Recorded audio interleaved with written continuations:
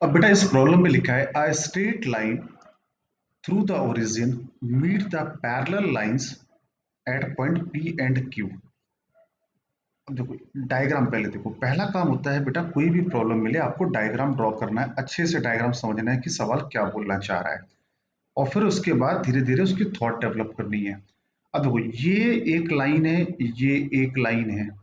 अगर पहली लाइन को अगर मैं L1 बोल दूं तो L1 की स्लोप कैसे आ रही, स्लोप निकालने का तरीका मैं आपको कई बार बता चुका हूं। स्लोप जब भी निकालना हो लाइन को किस फॉर्म में लिखते हैं, y बराबर mx प्लस c के फॉर्म में लिखते हैं।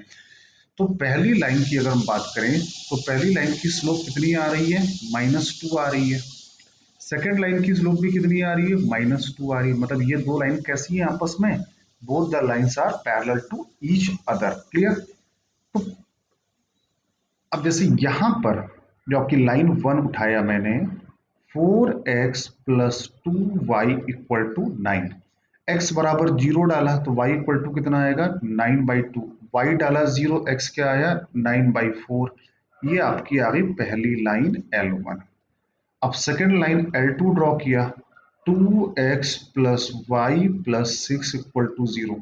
x डाला 0 तो y की वैल्यू क्या आई, -6। y डाला 0 तो x की वैल्यू कितनी आई, -3। तो ये आपकी आ गई दूसरी लाइन। दोनों लाइन पैरेलल तो हैं लेकिन ओरिजिन के अपोजिट साइड में है। ये बात यहाँ पे ध्यान रखने वाली बात है। एक का नाम दे दिया L1, एक का नाम दे दिया L2। अब एक लाइन है through the origin meet the parallel line at P and Q। अब एक तीसरी लाइन है जो इन दोनों लाइंस ओरिजिन से पास कर रही है।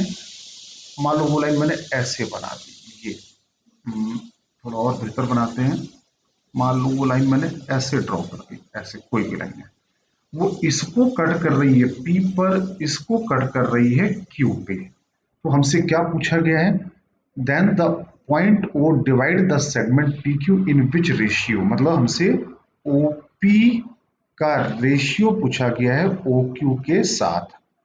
तो बेटा पहले आप 2 मिनट का पहले इसको पॉज करिए, पॉज करने के बाद में थॉट डेवलप करिए कि आखिर हम क्या थॉट यहाँ पे सोचें कि ये क्वेश्चन सॉल्व हो जाए। और पहली बार इस प्रॉब्लम को लगाने में टाइम लगेगा, नो डाउट, लेकिन अगर आपको एक बार आ गया तो ये प्रॉब्लम आपको आगे से हमेशा से आ जाएगी। ठीक है, तो मैं इसका सोल्यूशन बताता हूँ आपको। देखो बेटा, अगर मैं ट्रायंगल ओ पी एम की बात करूं और ट्रायंगल ओ क्यू एन की बात करूं, इन दो ट्रायंगल की बात करूं। अच्छा, हमको पॉइंट एम पता है, हाँ पॉइंट एम पता है। L1 लाइन एक्स एक्सेस को कहाँ कट करेगी, जहां पे y0 होगा। तो y0 होगा मतलब ये पॉइंट आ गया 9/4, 0।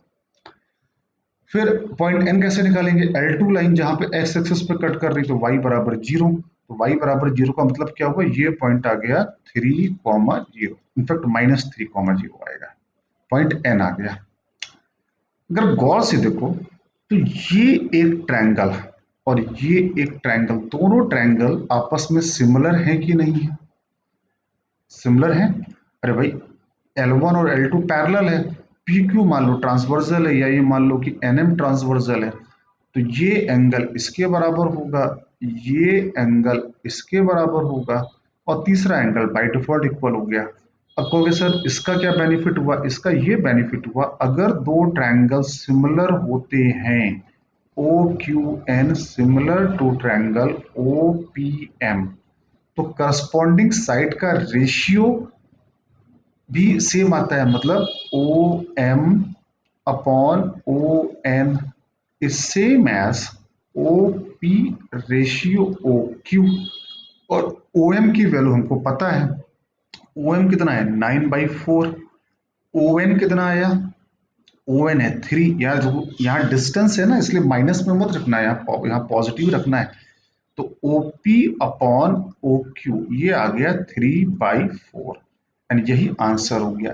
ये अच्छा सवाल है। देखो बेटा इतने क्वेश्चन की प्रैक्टिस करो, अब ये क्वेश्चन फ्यूचर में कभी भी आपको मिले ये या इसका सिमिलर क्वेश्चन, तो आपसे ये क्वेश्चन तुरंत सॉल्व होना चाहिए।